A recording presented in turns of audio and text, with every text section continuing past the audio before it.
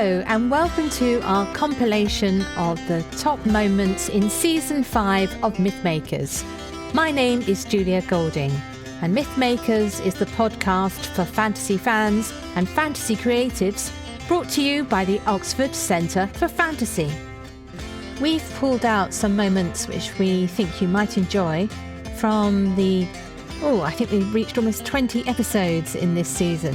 Anyway, let's start with Romantasy. Now, Romantasy is the genre that everyone's been talking about. And there have been lots of books published in this area. And that name Romantasy is a blend of romantic and fantasy. And the book that really has been at the head of this trend is called Fourth Wing by Rebecca Yarros.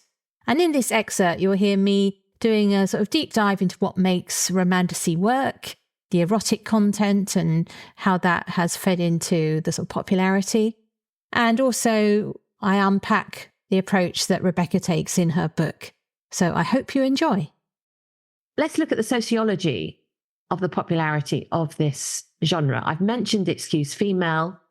I've mentioned that it has high erotic content. And in this, it feels like a brand of an adult fairy tale. And it sometimes feels like fan fiction. What I mean by that is someone has thought in their daydreams, here is a story. What would happen if I do an erotic daydream about it? Where can I push it? That's how it feels to me reading it. And there's nothing wrong with a healthy imagination for your sexuality. That's part of what makes us human, isn't it? So what works in the Rebecca Yarros book to make it so particularly popular? Well, just looking at it as a technical exercise, she's picked a first-person present tense narrative. Almost all of it is from the point of view of Violet, our main character. What this does is it gives an immediacy to the story and it limits our knowledge of the world and its plot. So we discover it at the same time as she does to a certain extent, because Violet is going into this Dragon Rider program. So it's relatively new to her, though she has lived quite close to other family members who have gone through the same training. So she does have some knowledge. But that first person immediacy where she doesn't understand everything that's going on and the little plots and the conspiracies of that world. So we are following her in the way that you do in a detective fiction that's written from a first person point of view. And of course, that first person present makes us very close to the character. We are kind of her as we're reading it because of the I. But that immediacy wouldn't work unless the pacing was correct. It does have the first year at school structure, first year at university, which you find in other fantasy novels, of course. And sometimes the weakness in that let's do a whole school year thing is that you mark time to get to the next big event. And this doesn't happen in this book. So when she first joins the Dragon Rider program, we know that there's a big test coming up called Threshing. And that came earlier in the book than I was expecting. It isn't a climax at the end. It's more like a midpoint big event. So it means that it does actually, run along. It gallops along this story. And you don't get to the point where you think, oh, come on, let's skip a few pages. I want to see what happens. And so the actual structure of the book is that we resolve the question of will she or won't she become a dragon rider fairly early on so that we have the rest of the book to unpack the politics of this world. And as you'll see from the actual physical book I'm holding up here, it's a long book. For those of you who are listening to this, let's do a quick look at the page count, 561. So it's not a short read, but it feels short because you're turning the pages. Twilight had that same box of chocolates feel that once you started reading it, you wanted to keep on eating the chocolates. So yeah, that works in this.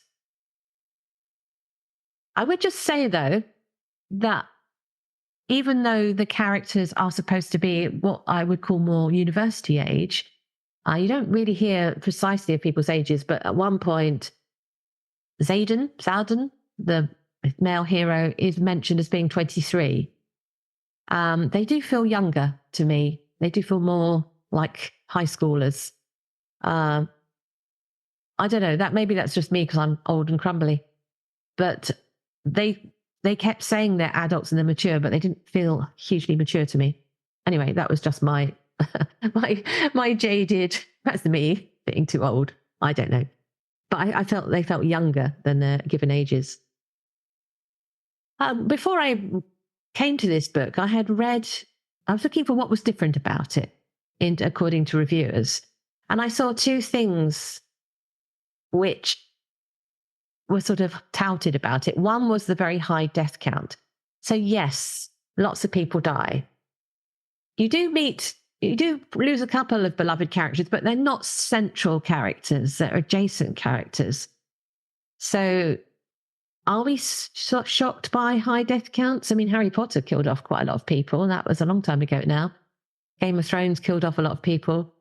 I don't know if that's that shocking. And obviously any book that has a war in it is going to kill people. In our second excerpt, I introduce you to a podcast partner who I often have really fun conversations with. That's Jacob Renneker, who works for a games maker over in Seattle. And in this excerpt, he and I are discussing why fantasy films are so often overlooked at the Oscars. Last year's winner, Everything, Everywhere, All at Once, is a kind of sci-fi high concept. Right. But yeah, I suppose you could say that's fantasy. But border on fantasy. Yeah. So maybe when then they do have that element in them, it doesn't stop them winning.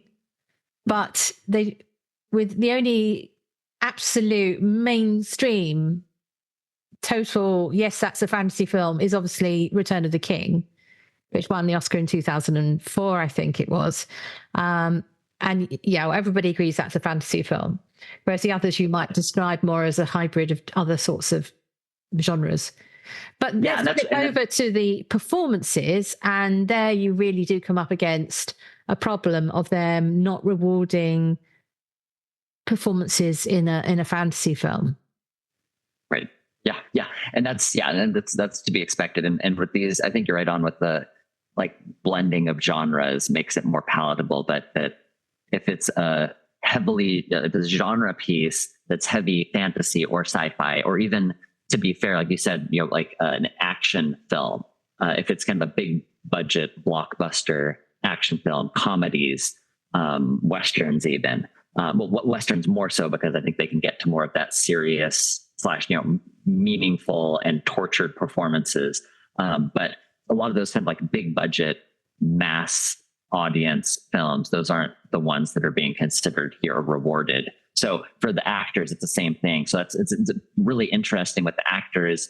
In this most recent Oscar round coming up, that Barbie, which is a fantasy film, has nominations for Best Picture and 2 supporting actors and adapted screenplay, but not for Best Director or Best Actor. So Margot Robbie does not even get a nomination, even though the film is nominated, and the supporting actors. It's really fascinating looking at the supporting actors, right? Ryan Gosling and America Ferrera, as kind of more tortured. Yes, it is Barbie's story, but if you look at what the characters themselves are having to wrestle with more intensively, and what they're in that degree of supporting actor, not in the primary actor. It's really interesting on how Margot Robbie and the main character for the film would not be nominated, but it's the same film and the same storyline, but the 2 supporting actors for that from that fantasy film are nominated. So there's a really interesting, I think that's a good demonstration of what is, because Margot Robbie's character is Barbie most of the way through, right? It's kind of her performance is fairly even and level, whereas the other 2 are characters that are kind of yanked from their world, and you see them wrestling, at least in how it is more intensively, and because I think perhaps less screen time on them, you can see the wrestle a little bit more. It's kind of more intense than over the entire film, but they have a better song. Right. Exactly.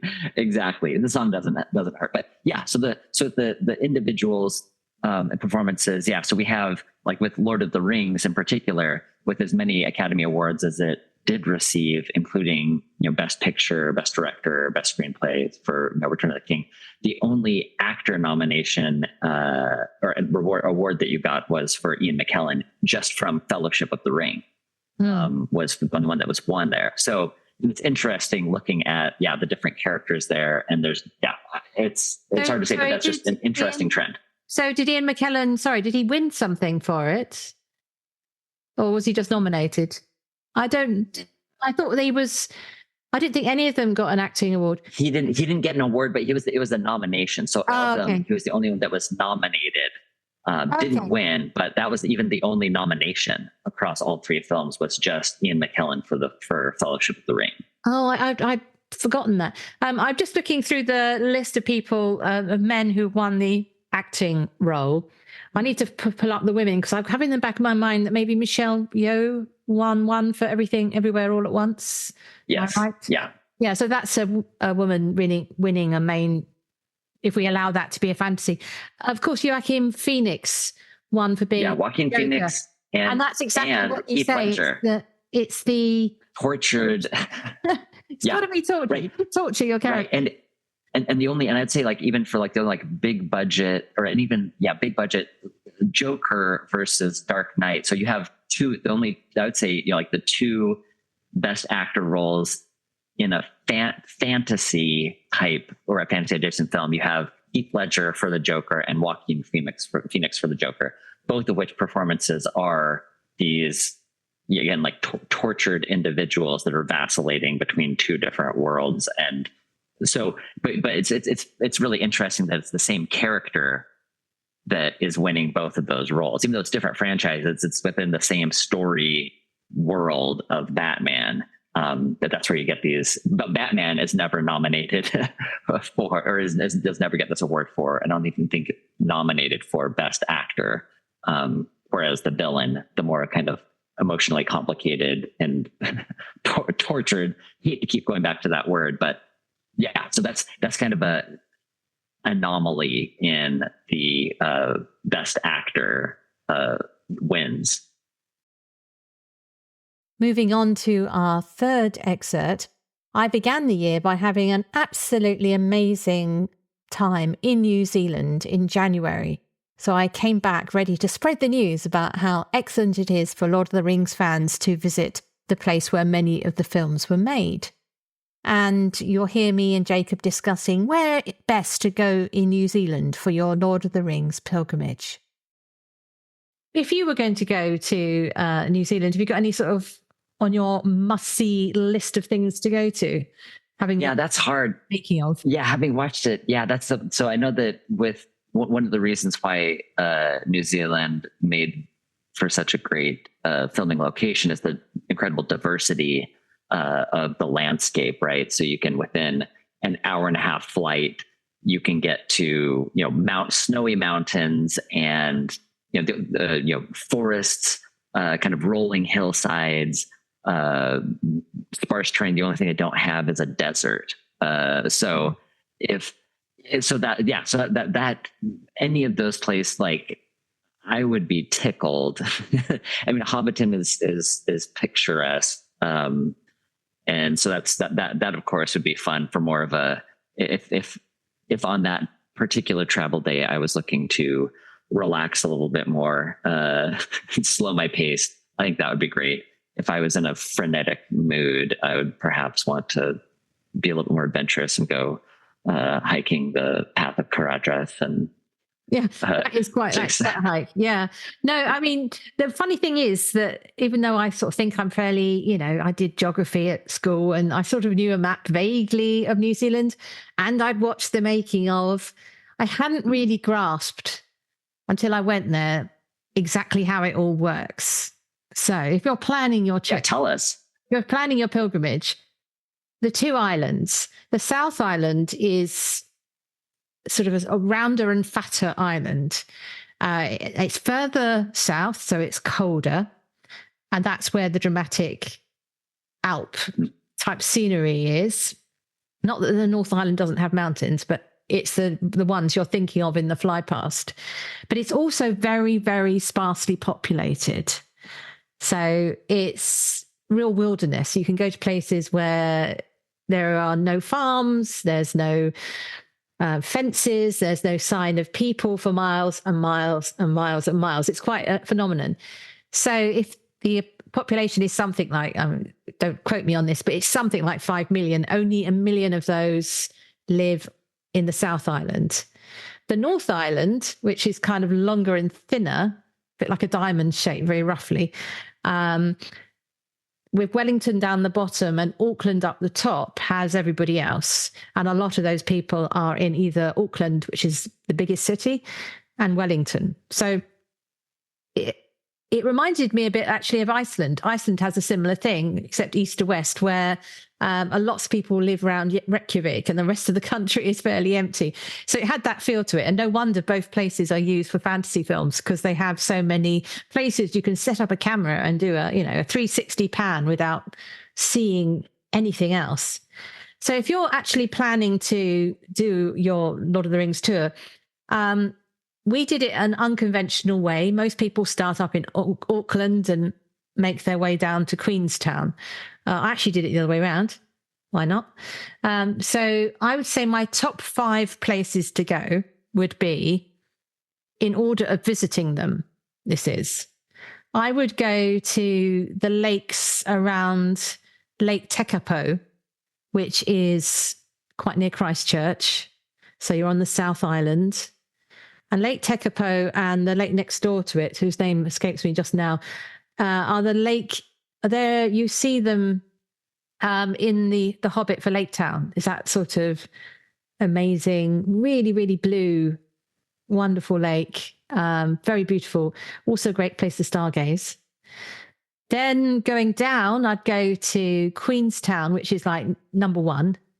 Queenstown is almost everything. It's almost everything. It's the Remarkable Mountains. There's a range called the Remarkables, are used again and again. They're the barrier mountains for Mordor. They pop up loads of times. They're used for part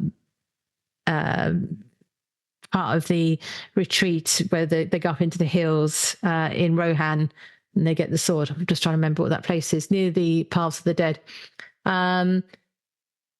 And then, of course, up at near Queenstown, if you go along the lake to a place called Glenorchy, this is a couple of hours drive, right up towards the foot of the mountains. There you see Caradhras. There you see Zirac Zigil, where Gandalf fought the Balrog. There you see Beorn's house. I mean, it was multi-purpose. Bits of Lothlorien. It's absolutely beautiful. I've got it as my desktop saver because it's such a beautiful place. It's so I highly recommend Queenstown. And now in excerpt 4, we change the mood a little. I've been working on a series which I'm continuing to do a chapter by chapter deep dive from an author's point of view into my favourite book, The Lord of the Rings. And I'm hoping that by looking at it from the perspective of someone who also writes many novels and fantasy novels included, that you'll be getting some fresh insights that will accompany you on your next reread of The Lord of the Rings. And here I am discussing chapter 3 of The Fellowship of the Ring, where the hobbits are just about to set out on their journey. Now, the main thing I want to talk about in the writer's journey in this particular chapter is some wonderful evocations of place, but absolutely charged with emotion. And here we get a very good example. Just as they're about to leave, the sun went down. Bag End seemed sad and gloomy and dishevelled. Frodo wandered round the familiar rooms and saw the light of the sunset fade on the walls and the shadows creep out of the corners. So that's a sort of darkening of the mood. But that word dishevelled, that's a very Tolkien word. It comes up again in relation to a description of a woodland being or a forest being dishevelled. It's normally used of a person. Someone is like you go through a hedge, you come out dishevelled. So therefore it means that Bag End is given a sort of personality. It's dishevelled, it's neglected, it's empty. It's a very good choice of word. And without any fanfare, we get introduction to one of the most scary of our bad guys, which is the introduction of a Black Rider. It's muted though, because Frodo is overhearing a conversation where he can really only hear Gaffer Gamgee's part of that. And Gaffer Gamgee is not cowed by the Black Rider. Black Riders themselves, they gain in power as this book goes on. They gain in power as their numbers increase. But at this point, Tolkien is still playing his cards close to his chest. On a second reading, you know what's going on, but the first time you read this, you're unaware just how important this conversation is and how much in danger Gaffer Gamgee is and Frodo himself. But it reminds us that Frodo is hunted and people are looking for him. So thankfully, finally, he actually gets going. Still, there's no particular hurry. They're walking at night through landscape that they've walked many times before, that they know like the back of their hands. And what I want to highlight here, which is a huge strength of Tolkien's writing, which is that everything is very specific. You feel as though you could actually pick up this book, and if this place existed, you could use it as a guide to how to go on this walk. But his descriptions are always loaded with a certain kind of mood and atmosphere. And in this first one, as they leave Bag End, there's this subtle poetry of thinness. It starts with Frodo joking that if he carries on walking, he'll burn off some of his fat and he'll end up like a willow wand. But that idea of thinness then seems to be folded into the landscape. It's full of spindly images. You've got the black ribbon of the stream, the smoke-like wisps of mist, the thin-clad birches. These are all in the next paragraph or two. It's a reminder that Tolkien is also a poet. His use of the language when it comes to the landscape is particularly subtle, powerful, and really well imagined. This isn't a vague fantasy world somewhere other. This is a landscape that he makes you believe in 100%. And as they settle down for the night in the roots of a big pine tree, making a fire of the pine cones and dry wood, you almost feel as though you're getting a guide to camping in the English countryside. Tolkien and his friends loved their walking holidays, so they probably actually themselves did something very much like this. And then there's an odd note. A fox enters the story and is given a moment when we hear the thoughts of this fox, thinking how strange it is to see the hobbits abroad at night. Now, this is possibly one of the last echoes of a book meant for children, the idea of an animal with sort of human-like thoughts. But it also is in step with the idea of the Shire being friendly. It's foxes they have in the Shire, not the wolves and the wargs that they will later meet. I can't think of another occasion when the narrator actually goes into the head of an animal. Obviously, there are speaking animals like the eagles, but this little passage is an oddity. And carrying on with this theme of the brilliance of the nature writing you get in Tolkien, and why I would personally choose it as my desert island book, because I feel transported back to some of the most beautiful parts of the English countryside when I'm reading this. And finally, there's been quite a lot of Tolkien-related news for those who are fans of films in this season.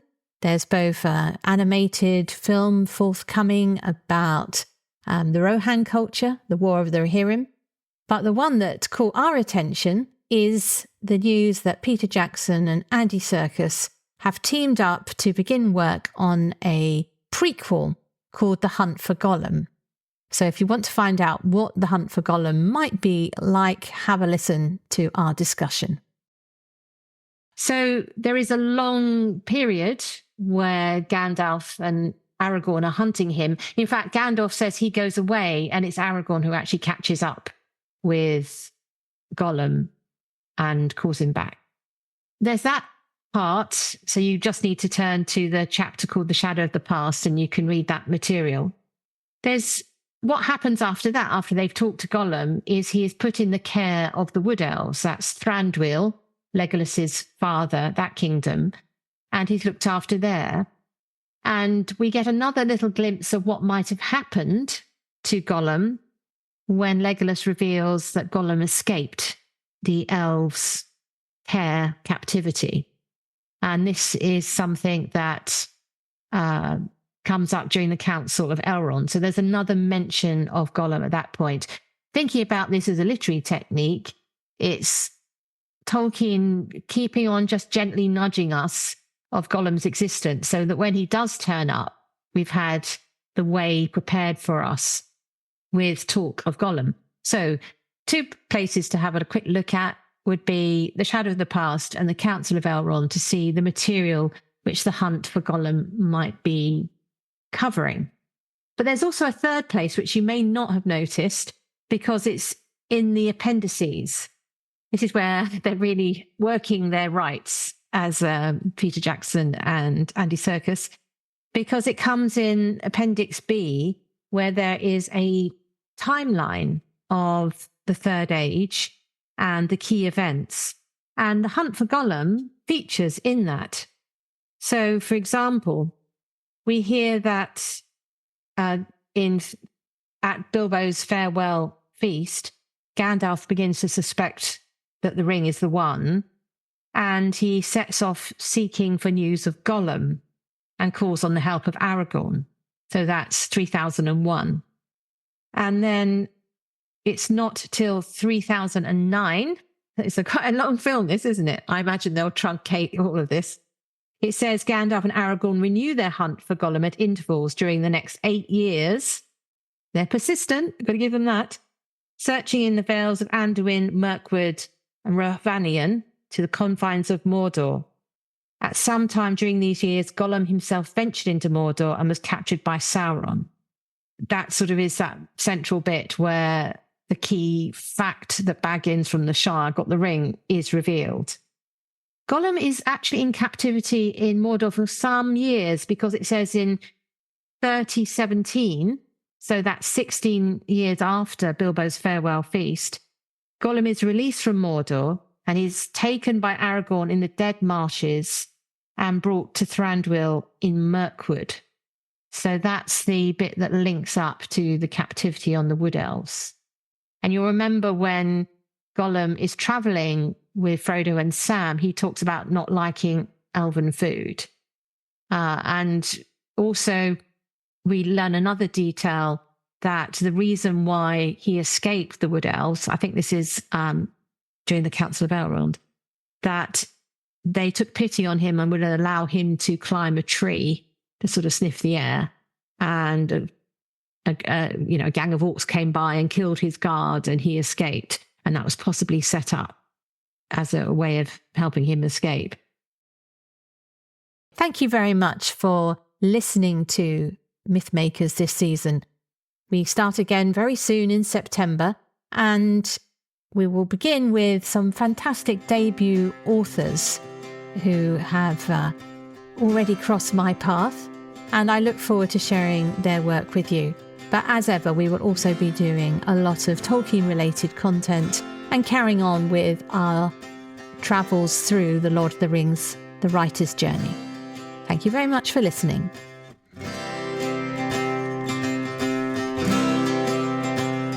Thanks for listening to Mythmakers podcast, brought to you by the Oxford Centre for Fantasy. Visit oxfordcenterforfantasy.org to join in the fun. Find out about our online courses, in-person stays in Oxford, plus visit our shop for great gifts. Tell a friend and subscribe wherever you find your favourite podcasts worldwide.